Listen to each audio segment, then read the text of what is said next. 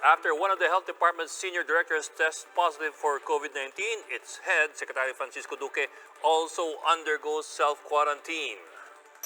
The Labor Department is set to roll out its cash aid for workers affected by the enhanced community quarantine in Luzon. Displaced workers may get as much as 5,000 pesos in assistance. Senators are calling for a special session, possibly via teleconferencing. They want to pass a 27 billion peso supplemental budget. After a two-day break, session resumes at the Philippine Stock Exchange, but that got to a bloody start with the index sinking to new lows. 3 days into the enhanced community lockdown, total COVID-19 infections in the country has now reached 217. While China records for the first time 0 domestic infections. Should this continue, the Wuhan lockdown may just be lifted.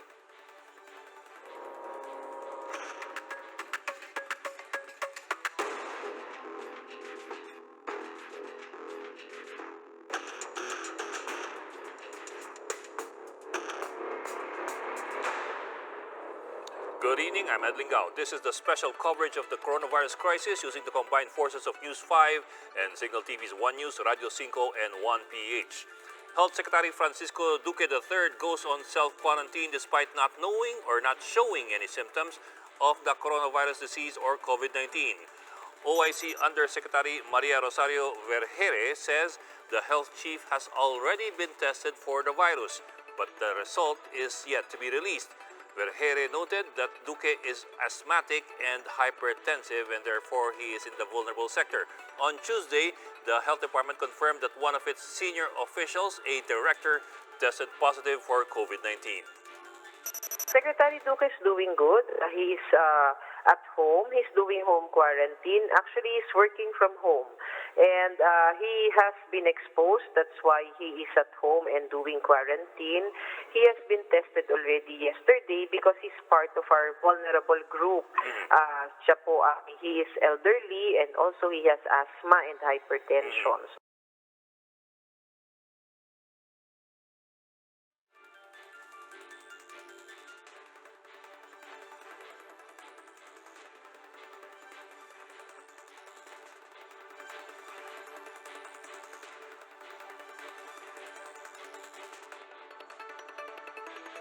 And let's look at the local situation via this tracker created by the health department. We can see here that the cases are still concentrated in Metro Manila. However, you already see a sprinkling of other cases. For example, there's one in Ilocos. Then you also have in Cebu City, Dumaguete, Cagayan de Oro area, northern Mindanao, and in Cotabato City, and as well in Davao City. There are now 30 COVID-19 patients at the medical city in Ortigas, while 27 are at the Research Institute for Tropical Medicine. Now, in terms of the rate of infection, take note of this steep blue line that we will be showing over here. Again, the steep blue line is still climbing. This is the infection in just 2 weeks. This continues to go on an upward trend as confirmed cases in the country continue to rise. Now, prior to that, the number of confirmed cases in the Philippines was just hovering at 3-4 around a month. Now, we already have 217 confirmed cases. Now, let's take a closer look at the cases, particularly their ages. And as we have seen consistently, the biggest age, the age group, the biggest risk continues to be those with ages from 51 until 60. In the Philippines, over 40 cases out of 217 confirmed are under this age group. Nearly 2/3 of this are male patients. On the bright side, 8 people have already recovered from COVID-19 in the country. Some patients under investigation for COVID-19 in the country have died while waiting for their test results. A PUI in Puerto Princesa City, Palawan, died Wednesday while waiting for his test result for COVID-19. Another PUI in Marawi City died Tuesday morning while awaiting test results. Meanwhile, a PUI who passed away Tuesday morning at the Amay Pakpak Medical Center in Marawi City was only confirmed positive for COVID-19 after his death. He was the 15th COVID-19 death in the country. He died due to acute respiratory distress syndrome secondary to COVID-19. Health Undersecretary Maria Rosario Vergere explains that the system is being challenged because of the influx of COVID-19 tests being sent to their laboratories. They are now studying how to extend the capacity of their laboratories. We are now coordinating with WHO and of course the other experts in the country so that we can assess already the capacity of our private laboratories in big hospitals here in the city so that they can also perform the testing. Some of those PUI deaths are in the Davao region, and to give us a detailed report on that, we bring in Jem Abansenya. She reports live from Toril, Davao, in the Davao area. Jem, kamusta dyan? Tatlong persons under investigation na nga ang namatay dito sa Davao Region ayon yan sa Department of Health Region 11. Ang pinakahuling naitala ay isang 60 years old na Koreano na merong travel history sa Riyadh at sa Manila. Hinihintay pa rin ng otoridad ang resulta ng kanilang mga tests mula sa RITM. Tumaas naman sa 88 ang PUI, 31 dito ang na-discharge na. Nananatili naman sa stable condition ang nag-iisang confirmed positive case, si patient 130, na nasa Davao Regional Medical Center pa rin sa Tagum City. Alinsunod naman sa ipinapatupad na community quarantine dito sa Davao City, naglabas na ng executive orders si Mayor Sara Duterte na simula ngayong gabi ay ipapasara na ang lahat ng mga malls, internet shops, beauty parlors, lotto outlets, mga basketball courts at playground, except lang sa mga supermarket, pharmacies at bangko.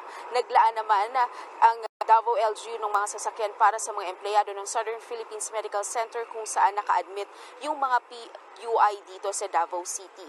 Patungkol naman sa pinapatupad na region-wide lockdown, nilinaw ni Davao City Mayor Sara Duterte na wala na talagang palulusutin sa mga entry points sa Davao Region except na lang dun sa mga cargo vehicles. Yung Tagum City naman na under sa strict community quarantine ay nagpatupad na ng 9 p.m. to 5 a.m. curfew at ito nga rin yung nire-rekomenda ng Davao Region COVID-19 Task Force sa lahat ng LGU dito sa Davao Region. Jem, so sa Davao City, pati dun sa mga establishments, mga retail establishments, at yung ibang non-essential, you might call na establishments like yung malls, pinapasara na rin. Tama ba? Yes, Bok. Effective kaninang alas 5, sarado na yung mga itong mga playgrounds, yung mga barber shops, yung mga beauty parlor shops, yung mga spa, yung mga massage. And effective naman 11 p.m. tonight din ay sarado na itong mga malls at yung iba pang mga business establishments except na lamang sa supermarket, sa pharmacies at sa mga bangko. Ed? Okay, maraming salamat sa iyo, Jem Abansenya, reporting from Davao City. The Labor Department has just laid out its guidelines on how displaced workers or workers displaced by the COVID-19 can avail of their cash assistance. For more details, let's talk to Marian Enriquez. She reports to us live from Manila. Man, can you explain to us how the cash aid will be rolled out? Yes, Bok, inanunsyo na nga kanina ni Labor Secretary Silvestre Bello na mag-uumpisa na silang tumanggap ng mga application para sa mga manggagawang naapektuhan nitong enhanced community quarantine na gustong or nais mag-avail nitong 5,000 pesos na financial assistance. Lahat ng apektadong manggagawa mula sa formal na sektor, ano pa man ang status ng employment, mapa-permanent, probationary o contractual man, ay maaaring mag-apply. Pwedeng ipasa online ang establishment report form na makikita sa DOLE website. Sasagutan ng form kasama ang listahan ng mga pangalan ng mga empleyadong naapektuhan ng trabaho dahil sa enhanced community quarantine, kasama sa ipapasa ang payroll system. Ipapadala lamang sa email ng regional offices ang mga dokumentong kailangan. Ipoproseso ito sa loob ng 1 hanggang 3 araw. Sa pamamagitan ng bank transfer o kaya ay money remittance, ipapadala ang one-time 5,000 na financial assistance. Nagpasalamat ang Department of Labor and Employment sa mga kumpanyang nakinig sa kanilang apela na mag-abot ng tulong sa kanilang mismong mga empleyado. Nangako ng ilang kumpanya na sasahuran pa rin ng buo ang mga empleyado sa implementasyon ng enhanced community quarantine. Hindi kakailanganing gamitin gamitin ang mga available leave ng mga kawani. Bukod pa rito ay i-advance na rin na ibigay ang 13th at 14th month pay ng mga manggagawa. Kabilang sa mga kumpanyang sumunod dito ay ang Aboitiz, Ayala at MVP Group of Companies. Nanawagan naman si Labor Chief Silvestre Bello sa iba pang mga kumpanya na kung maaari ay buksan ang kanilang puso lalo sa panahon ngayon ng COVID-19 crisis. Simula bukas naman ay ipatutupad na ang tulong panghanap buhay sa ating displaced o disadvantaged workers sa Metro Manila. Sa ilalim ng tupad program, mamimili o mag-e-endorso ang mga LGU o barangay ng mga qualified beneficiaries na maaaring magtrabaho sa loob ng 10 araw at pasasahurin ng minimum wage na 537 pesos kada araw o kabuang 5,370 pesos. Sila yung mga manggagawang nasa informal sector, no, kaya ng mga jeepney driver at iba pa na naapektuhan rin nitong pag-implementation ng enhanced community quarantine. Ang ibibigay sa kanilang mga trabaho ay yun ng paglilinis o pagdidisinfect ng kanilang mga barangay o bahay. Bok? Okay, maraming salamat. Marian Enriquez reporting to us live from Manila. Ang tanong nga po ng marami, mula ng 3 araw na, sino po ang sasahod ngayong panahon ng quarantine? Yan po ang tanong nga ng marami ngayong nag-lockdown na ang buong Luzon. Kaya po ito, meron po tayong konting graphical explanation para mas madali maintindihan ng taong bayan. Okay po, sabi po ng DOLE, bilang tugon sa problemang yan, may dalawang paghuhugutan. Ang una po ay yung COVID Adjustment Measures Program o yung CAMP at ito pong pangalawa, yung TUPAD program. Isa-isahin po natin sila. Ang kampo ay para sa mga regular na empleyado na hindi kayang pasweldoin ng kanilang mga amo dahil hindi rin kumikita ngayon ang kanilang mga kumpanya dahil po sa lockdown. Para po sa kanila, one-time amount na 5,000 ang ibibigay po ng DOLE. So, one-time amount lamang po. Sa tansya po ng DOLE, maglalabas sila ng 1.3 billion pesos para sa 250,000 na empleyado na apektado. Pero iba-iba po yung reaction dyan. Sabi po, for example, ng Ibon Foundation, magandang simula po ito pero medyo bitin lang. Tansya kasi ng Ibon Foundation, may 11 million na manggagawa sa Luzon na maapektuhan ng lockdown. So medyo malayo po yan doon sa 250,000 na maaaring makapag-avail ng 5,000 pesos. Sa patakaran na nilabas ng DOLE, ang mga employer mismo, ayan po, ang mga employer mismo ang kailangan makipag-ugnayan sa DOLE para mabigyan ng tulong ang kanilang mga tauhan. Para po sa NCR, mag-email lang po yung mga employer sa camp.dolencr@gmail.com o kaya tumawag dito po sa mga numerong ito. O kung gusto niyo, pumunta po kayo dun sa website ng DOLE, pero madali naman po na mag-email na lang kayo at mapadala kayo ng mga kaukulang form at yung mga requisitos. Ang pangalawang programa po asan ba tayo? Okay, ang pangalawang programa po ng DOLE ay ang tulong panghanap buhay sa ating displaced workers o yung TUPAD. Ito naman po ay para sa mga informal workforce. Halimbawa, yung mga nagtitinda sa palengke, may mga barbecuehan, o kaya magtataho o tricycle driver. Sa programa pong ito, bibigyan ng trabaho ng 10 araw yung mga tao kapalit ng minimum wage. Ano po yung trabaho? Ang paglilinis at pagdidisinfect ng kanilang mga bahay at kanilang komunidad. Ngayon po, ito po ay pre-existing program. Ibig sabihin po, dati na pong nakatatag yung programang yan. Para po mag-apply sa programang ito, tumungo lang po sa inyong mga barangay para po kayo ay magtanong at mag-apply. Pinatutupad na raw ito sa ilang lugar gagaya ng Quezon City, San Juan, Marikina, Navotas at ilang bahagi ng Manila. Again po, this is a pre-existing program at this one predates yung pong COVID-19. Labor Secretary Silvestre Bello thanks companies who committed to give their employees their full pay for the duration of the enhanced quarantine. Bello called on the other big enterprises to take the extra mile in assisting their workers during this crisis situation. He also appealed to employers not to resort to retrenchment amid the work stoppages, suspension of public transportation, and restricted movement of people in the communities. San Miguel Corporation revives Nutriban, the vitamin-packed bread which will be distributed to affected Metro Manila communities amid the COVID-19 outbreak. The company promises to continue delivering food products to LGUs, checkpoints, and hospitals in Metro Manila. Following a 2-day trading break due to the Luzon quarantine, the PSEi, or the stock exchange, crashes to its worst level in years. Local shares plummeted over 13%, that's 13%, to close Thursday at 4,623.42. That is its worst finish since January 2012. Earlier in the day, the index even plunged as much as 24%. PSE President Ramon Monzon says he is in talks with local regulators to roll out measures to stem market volatility, including trading suspensions to help calm the market. And barely an hour after that bloodbath, the Bangko Sentral ng Pilipinas provided monetary stimulus to help offset the impending economic slowdown. The BSP slashed policy rates by 50 basis points to 3.25% effective Friday. The benchmark rate is used by banks to price their loans.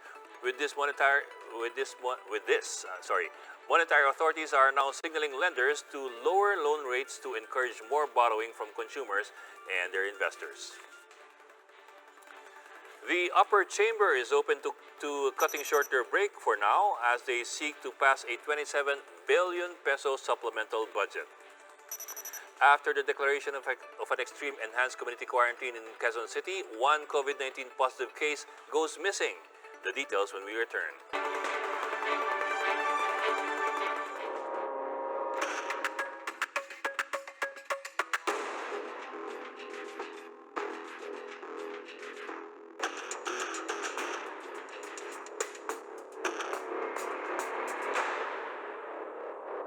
Still watching the special coverage of the coronavirus crisis using combined forces of News 5 and Signal TV's 1 News, Radio 5 and 1PH. Lawmakers are pushing for a special session for the passage of a supplemental budget amid the month-long quarantine imposed in Luzon. Senate President Vicente Soto III on Thursday said senators are expected to tackle a food subsidy budget. Soto explains that he wants Congress to pass a daily food allowance for affected poor families, which he said will amount to 27 billion pesos. The special session will likely be held via teleconferencing. Meanwhile, Senator Nancy Binay slams the National Food Authority for what she says is the agency's slow response in the distribution of rice to affected families and communities. In an interview earlier, NFA Administrator Judy Carol Dansal refuted Binay's claim, saying they have started distributing to local government units. Dansal also says that the Department of Social Welfare and Development may help in the distribution of rice. She also assured the public that there is enough stock of rice for the quarantine. Marami po tayong buffer stock, sir, kasi nung nakaraang taon, marami po tayong nabili na equivalent to 14.6 billion pesos at yan po yung stock position natin nationwide. Okay, let's check the latest post on social media on COVID-19 via CrowdTango. On the first column, we have News 5 and partners overperforming. 1PH, nagkagulong ilang residente ng Barangay de la Paz sa Antipolo City sa pagkuha ng stub para makakuha ng relief goods sa panahon ng enhanced community quarantine. Further down, we have Philippine Star. Ethel Buba tells Mocha Uson, okay na sa pabebe kesa sa bleep-bleep. From News 5, imbes na singilin sa renta, binigyan pa ng pera si Ryoko Montreal ng kanyang landlady na si Nanay Preciosa Aroza. Ayon kay Ryoko, lahat daw ng mga kasamaan niyang tenant sa paupahan ni Nanay Preciosa sa Maygawan, Bulacan ay binigyan din ng nanay ng panggasto sa gitna ng enhanced quarantine. Okay, Philippine politicians, we have friends of Vice President Leni Robredo. Again, these are the overperforming posts in the last 6 hours. Oops, I'm sorry. Internet users going gaga over Vico Soto. Post by Leni Robredo. I think also on the Angat Buhay Partners. And again, from VP Leni Robredo, Liberal Party, and so on down the line. Okay, from government and politics, the overperforming posts coming from Art Yap, extended ang atong pagsuspende sa mga biyahe sa barko at aeroplano. The suspension of all sea and air travels of passengers bound for Bohol has been extended.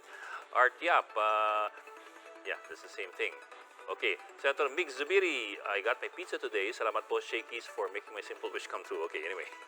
Congressman Emmy Calixto Rubiano staff ng Pasay Social Welfare Department starts to repack goods for distribution. At doon po sa NGO Philippines, ang overperforming natin is coming from UNICEF Philippines with Ann Curtis there. Medyo malayo. Now is the time that we should be doing all that we can to protect ourselves, our family, and loved ones, and the people around us. According to Ann Curtis, UNICEF Philippines Goodwill Ambassador. Now, moving on to other stories. With the increasing number of COVID-19 cases in the country, Quezon City has a missing COVID-19 positive patient. To give us updates on this, we have News 5 correspondent Marlene Alcade live from Quezon City. Marlene.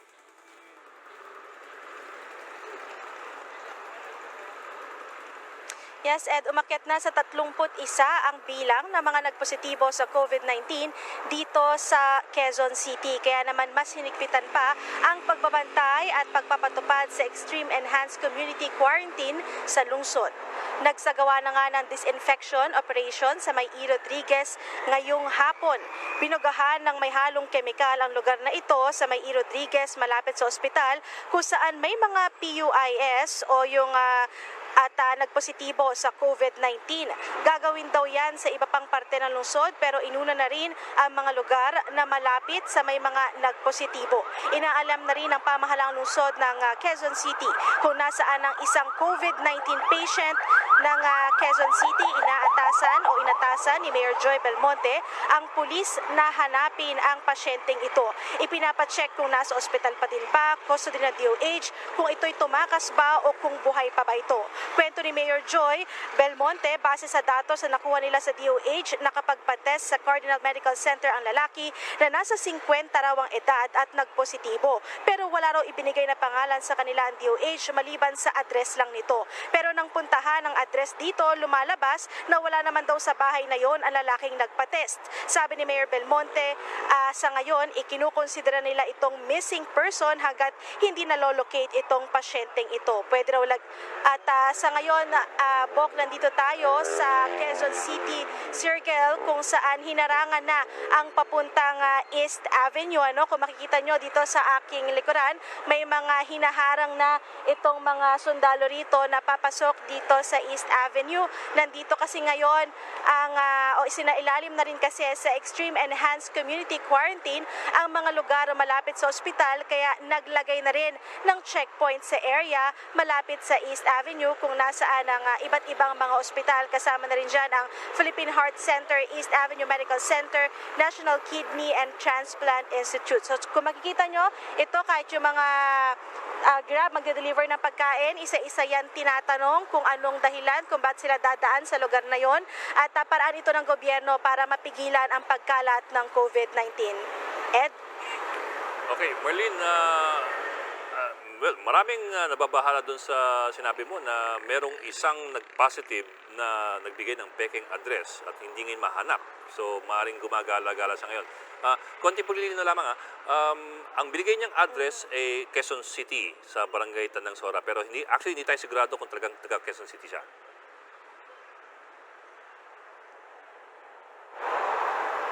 Yes, oo. Yun ang kanyang ibinigay na address at yun daw yung detalyeng natanggap ng local government ng Quezon City rito mula sa DOH. Wala rin na naibigay na pangalan ng DOH at tanging yung address lamang noong sinasabi nilang nagpositibong lalaki na nasa edad na 50 years old. Yun yung tansya nila. So yun lang yung detalye na meron itong Quezon City. Kaya naman kanina nung i-check nila, ngayong araw sinimulan, 'di ba, yung paglalagay ng itong tinuko yung mga hot zone kung saan nasaan o kung saan may mga confirmed cases, kaya nila pinuntahan itong bahay na rin na ito at doon nga nalaman na itong pasyente na ito ay sinasabi doon sa bahay na nakatira, doon sa address na ibinigay nung nagpa-test na nagpositibo ay wala raw doon. Sa Quezon City, sa LGU dito sa QC, kung ano ba talaga ang storya sa likod nitong nagpositibo na ito. Pero ang mahalaga nga ay mahanap ito dahil kung positibo siya at posibleng hindi niya alam at baka mamaya naglalakad-lakad o nakikipag-usap o nakikipag-mingle pa rin sa ibang tao, delikado raw ito. Pero yun yung isa sa mga inaalam ng Quezon City LGU dito na kung nasaan ito, kung nasa ospital ba ito, kung buhay pa ba ito at kung sino itong pasyente na ito at bakit iba o yung address na ibinigay niya ay wala raw o mali daw is kiniklaim ng mga nakatira doon. So isa yan sa mga chine-check ngayon at ang mga taga-PNP ay makikipag-ugnayan na rin daw sa Cardinal Hospital para alamin yung ibang detalye tungkol sa pasyenteng nagpa-test na ito, Ed. Well, Marlene, they might have to expand their search beyond Quezon City kasi we're not even sure na talagang taga Quezon City siya kasi he did give a fake address. So they might have to bring in a national agency like for example the NBI which you also cover. Yun lang kasi baka lang mamaya they're so limiting themselves to Quezon City, baka mamaya talaga hindi siya taga Quezon City. Yes, oo. Yes, kaya sabi nga ni Mayor Belmonte kanina, mas maganda na isa pulis na lang to ipaubaya dahil ibang kaso daw ito at mukhang kailangan talaga ng masusing investigasyon at para matrace kung taga saan itong talagang pasyente. Basta ang kanyang order ay kailangan mahanap itong pasyente nga tinuturing nilang missing sa ngayon, Ed. Okay, maraming salamat. News 5 correspondent Marlene Alcade live from Quezon City. Pag-usapan po natin ng extreme lockdown dyan sa Quezon City. Para po malinaw, hindi po ang buong barangay ang naka-extreme lockdown, kundi ilang bahagi lamang ng mga barangay na ito. Dalawa pong barangay ang apektado riyan. Ang una po ay ang barangay Kalusugan. Ito po yung nasa area ng E. Rodriguez Avenue. Ang E. Rodriguez po, itong kulay berde ditong sa bandang baba na linya. Itong nasa itaas naman papunta doon sa ibaba, yan po ay ang Araneta Avenue. Itong barangay po ay kinalalagyan ng dalawang malalaking ospital kagaya ng St. Luke's Medical Center kung saan mayroong mga COVID positive na pasyente at po yung De Los Santos Medical Center banda dito sa kaliwa. Sa kabuuan po kasi mayroon daw pong 3 COVID positive residents sa barangay na ito. Medyo maliit naman po yung barangay na ito. Mayroon lamang siyang populasyon ng 1,745 residents. Ito po yung susunod na barangay, ang medyo problemado, ang barangay Tandang Sora. Ito po ay mas malawak at mas matao. Ito pong berdeng linyang ito na pahaba ay ang Tandang Sora Avenue. At ito naman pong berdeng linya pataas ay ang Mindanao Avenue papuntang NLEX. Sumasalubong po yan po. Yung dalawang yan, doon mismo sa barangay Tandang Sora, kaya po high volume po ang traffic dito. 3 rin po ang sinasabing COVID positive residents dito. Ang isa ay nasa bandang Himlayan Road, banda... hindi yan. Teka sumabra tayo. Okay. Himlayan Road, banda rito. Yan po. Doon po sa taas yung Himlayang Pilipino Cemetery. Okay. Ang peking address naman po na binigay noong nag-COVID positive na pasyente ay banda rito. Yan po, sa bandang border na yan ng barangay Tandang Sora. Ulitin po natin, peke po ang binigay na address nung nag-positive na COVID-19 at hanggang ngayon hindi pa alam ang kanyang totoong pangalan at ang kanyang totoong address. Ngayon, gaya po ng nasabi natin, malawak at matao po itong barangay Tandang Sora. Sa huling census noong 2015, ang kanyang populasyon po ay nasa 90,000 people. 3% po yan ng kabuuang populasyon ng Quezon City. The Polytechnic University of the Philippines has made a local version of ethyl alcohol to protect students and teachers from COVID-19. The PUP Institute for Science and Technology has developed and tested the localized ethyl alcohol on March 11, following the requirements and standards of the Food and Drug Administration. According to PUP, larger batches will be manufactured once raw materials for the mass production of the alcohol become available. The university is set to manufacture and distribute the ethyl alcohol to the PUP community by the end of March. The Food and Drug Administration, meanwhile, has approved the use of COVID-19 testing kits from China and South Korea. According to the agency, the items are compliant with the requirements for the issuance of special certification for imported test kits of COVID-19. For more details on that, we now have FD Undersecretary Roland Enrique Domingo on the line. Dr. Domingo, thank you for joining us. Hi, good evening, Ed. Good evening, everybody. Hi, sir. Dr. Eric Domingo pala. Dr. Dr. Eric Domingo. Oo. Nagulat ako doon. Sir, ilan po yung imported na test kits na dumating na at yung parating pa lang? Give us a total. No, I think the DOH is expecting donations of several thousand kits. Yes, sir. But what FDA approved is 4 different test kits that can now be marketed and of course used here in the country. So, ibig sabihin po, pwede na mag-order yung mga ospital, yung mga laboratories na papayagang mag-run ng test para makapagpasok sila ng mga ito. Yes, Doc. Doc, the ones you're referring to, the ones that the FDA approved already, these are not the ones that were donated. Is that correct? I don't think, maybe one of them might be previously donated, no? But these are approved for marketing, given marketing authorization in the country, so that they may be sold and used here. These are four different kinds of test kits. Yes, 4 different kinds, 2 from Korea and 2 from China. Okay, 2 from Korea and 2 from China. Doc, when you say that it's been approved by the FDA, pareho ba yan ng yung dun sa test kit ni Dr. Destura na approved by the FDA pero subject to confirmatory testing dun sa field units? Is it the same thing? Yung kasing kay Dr. Destura was developed here in the country, no? Itong 4 naman na to were already developed in Korea and China and have been validated there. Pero since itong kay Dr. Destura was developed here, we have to validate it here kasi wala namang ibang regulatory agency that will validate it. So we want to have it validated here also. Opo. So these 4 new kits, they will no longer have to go validation or confirmatory testing anymore. They are no, not anymore. No, so usually once the lab gets them and then they start using them, they do a short validation then, no, but not as extensive as if it were a new product, because these are not new products. These have been here for the past few months in China and Korea. Kasi when we talk to Dr. Destura, sabi niya yung kit niya, the one from Health Tech Manila, Yes, may mga 2 to 3 weeks pa ata na validation confirmation testing eh. So ang sabi nila mag-overtime sila this week until the weekend. So hopefully by next week validated na yon and it can be run yung ng maramihan. Oh, so within a week pwede na siguro. Is that I think so. I think they're fast tracking the validation test. Oh, that should be good. Doc, would you know how many kits we have already? Itong dumating from China and Korea. Would the FDA have the figure, or you're limited lang to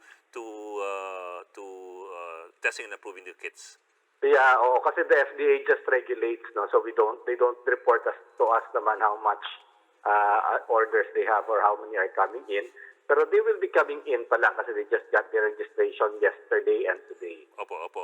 But I suppose by next week mas maluwag na tayo dun sa supply ng test kits with the ones from China and Korea, and possibly by the end of next week possibly with the Dr. Destura's test kit.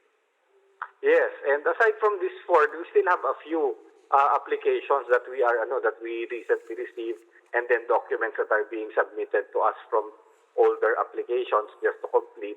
So, maaaring madagdagan pa itong mga payagan natin na mga testing kit dito. Doc, ano rin po, siguro konting paglilinaw sa mga nanonood. Kasi ang akala ng iba, pag may test kit, para yung pregnancy test, kung saan pwede mong gawin sa bahay. Hindi siya do it yourself, no? Hindi siya do it yourself testing kit. Mga laboratory ito, they use very sophisticated equipment, no? Yung genes ng genetic material ng virus yung ina-identify niya. So hindi po ito mga instant do-it-yourself kit na tutusukin mo yung sarili mo o iihian mo tapos meron ng resulta. No? These are very sensitive because the kits that are sometimes being sold online or pinamimigay yung mga test kit na instant kit, walang none of those are registered with FDA because we have talagang hindi ganon kaganda ang accuracy ng mga test na yan. There are kits being sold online? I think you would see, we've sent out several advisories to remind everybody that they should not buy these because nobody can guarantee their accuracy, and you would see them sprouting up every now and then, no? Pero yun nga po, wala po tayong registered na instant kits or yung the pregnancy test type kit. And these kits that are valid and that have been approved by the FDA, kailangan ito ng special technicians and special machines, yung PCR, yung polymerase chain reaction machines. Chain reaction, yes. Oo. And of course, very, pati yung sample collection nito, these are swabs taken from the throat and from the nasopharynx, no, sa likod ng ilong. They use special medium to transport this. And it really, it takes quite a while. Pero yung the newer technologies, hindi na 24 hours ang running. Napaiksi na yan, no? Anywhere from 2 hours to 4 hours yung iba nating mga available kits ngayon. Okay, well, that's good to know, sir. Dr. Domingo, maraming salamat po for joining us and thank you for the good news. Maraming salamat din. We will pause for a short break, but when we return, after tonight, there will be no longer any domestic flights to and from the Clark International Airport. And as cases around the globe pile up, China, for the first time since the virus emerged, has recorded 0 domestic infections. The details coming up.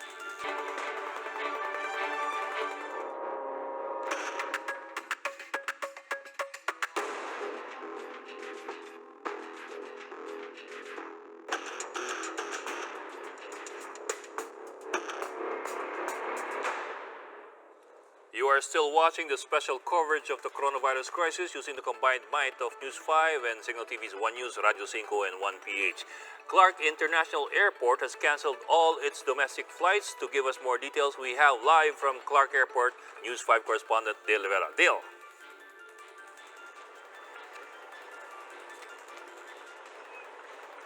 At hanggang ngayong gabi na lang ang operasyon ng mga domestic flights dito sa Clark International Airport. Pero simula pa kaninang hapon, kanselado na lahat ng domestic flights. Paliwanag ng Community Relations Head ng Paliparan na si Terry Flores, mula nang ipatupad ang Enhanced Community Quarantine, bumaba na ang bilang ng mga pasaherong dumarating dito. Ito raw ay dahil na rin sa pagpapatupad ng lockdown ng ilang mga flight destinations sa bansa. At simula pa noon ay nagkaroon na ng aberya na naidulot sa ilang pasahero. Pero ayon kay Flores, ginagawan daw ito ng paraan ng Clark Airport at target nila mapalipad ang lahat ng mga stranded na pasahero bago ang maghating gabi mamaya. Paglilinaw naman ng pamunuan ng paliparan, pansamantalamang ititigil ang domestic flight operations, bukas pa din ang airport para sa mga international flights inbound at outbound. Ito raw ay kung magkakaroon ng flight sa mga airline na nag-o-operate dito. Dahil kasi sa enhanced community quarantine, posible raw na walang masakyan ng mga pasahero papunta sa paliparan. Pero nauna na nga sinabi ng lokal na pamahalaan ng Pampanga na malalagay ang buong Clark Freeport Zone sa quarantine kung hindi nito isasara ang paliparan at automatic na malalagay sa 14-day quarantine ang mga foreigner na darating dito. At sa ngayon ay halos wala ng tao dito sa Clark International Airport pero may 4 pa na international flights na nakaschedule na umalis ngayong gabi. At yung flights papunta sa Doha, sa Dubai at saka sa dalawa sa Incheon. Pero kanina lamang ay nag-abiso ang DFA na pansamantala muna ikinakansela ng United Arab Emirates ang lahat ng visas papunta sa UAE. Kumbaga, hindi muna sila magpapapasok sa loob ng 14 na araw regardless kung tourist visa or kung permanent resident ka ng UAE. At samantala sa pag-iikot natin dito sa Clark Freeport kanina, nakita natin mahigpit yung naging security sa mga checkpoints papasok dito. Hindi kasi nakakapasok o hindi pinapapasok yung mga hindi taga dito, hindi nagtatrabaho dito o yung hindi pupunta sa airport. Ed? Bok, actually, interesado rin ako dun sa maliban dun sa Clark itself, pero yung biyahe mo from Metro Manila going to Pampanga, kamusta ang biyahe? Marami bang tao, marami bang biyahe, at mahigpit ba yung mga checkpoint going up north?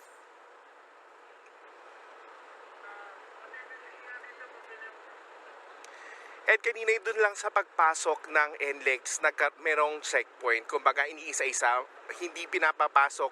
May mga ini-inspection, tinitinan yung IDs at medyo mahaba rin yung pila. Pero after that, after noong Balintawak Toll Plaza, dire-diretso na yung biyahe namin hanggang dito sa Clark. Inapat lang kami ng mga siguro 30 to 40 minutes mula Balintawak hanggang dito sa Clark. At yun nga rin, walang toll na binabayaran ngayon sa kahabaan ng NLEX. Ed? Pero yung volume, Bok, yung volume ng mga sasakyan tsaka yung volume ng mga tao traveling between Metro Manila and Pampanga, Clark specifically, how's the volume?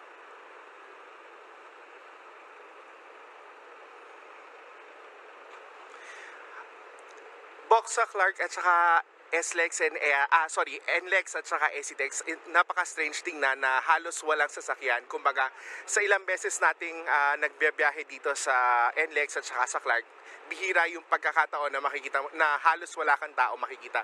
Kasi pagdating mo dito sa Clark, ilan lang yung establishments na bukas. Maging yung may mga ilang drugstore din tayong dinaanan kanina na sarado at yung karamihan din ng mga fast food sarado rin. So, kumbaga, hindi siya yung usual Clark na may makikita kang mga tao doon sa mga pamilihan, kahit doon sa labas ng sa perimeter ng Clark. Pero yun nga, yung pagpasok sa Clark mula sa MacArthur Highway, doon medyo mahaba yung pila ng mga sasakyan.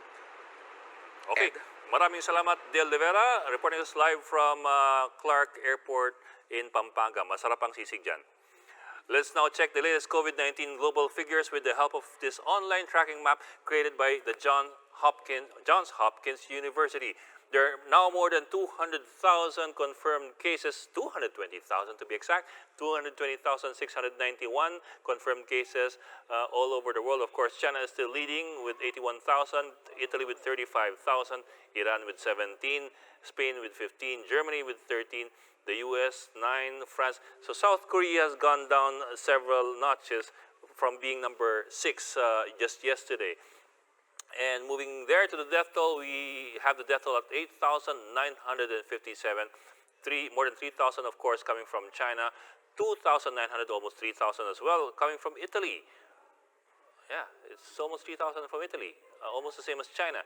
1,100 deaths from Iran and 640 deaths from Spain. Italy has recorded nearly 9,000 fatalities? No. Italy has recorded 2,978 fatalities. On the bright side, there are now more than 80,000 people who have recovered from the coronavirus disease. China records 0 domestic infections for the first time since the coronavirus disease emerged, marking a major milestone in its battle against the pandemic. China's National Health Commission on Thursday said there were 34 new cases, but all were recent overseas arrivals. Reports say that should there be no new cases for 14 days, the lockdown on Wuhan, Hubei, where the virus came from, will be lifted. Around 500 million people globally have been subject to lockdowns because of the COVID-19 outbreak, says Agence France-Presse. Governments around the world have told their citizens to stay indoors to try to slow the spread of the pandemic. The Chinese province of Hubei and its capital Wuhan, where the COVID-19 virus broke out, have been cut off from the world since late January. Other countries have followed the Chinese province in enforcing confinement, such as Italy, Spain, France, Venezuela, and Belgium. Spanish actress Itziar Ituño Martinez, who plays Inspector Raquel Murillo in the hit TV series Money Heist, has tested positive for COVID-19. In an Instagram post, the Spanish actress says she is symptomatic, experiencing fever and dry cough. She assured fans that she is feeling fine and reminded them to not take the disease lightly. And that's the latest on the enhanced and expanded community quarantine in Luzon. For more updates, follow News 5, the Philippine Star, and Business World Online. I'm Edwin Gao. We are One News.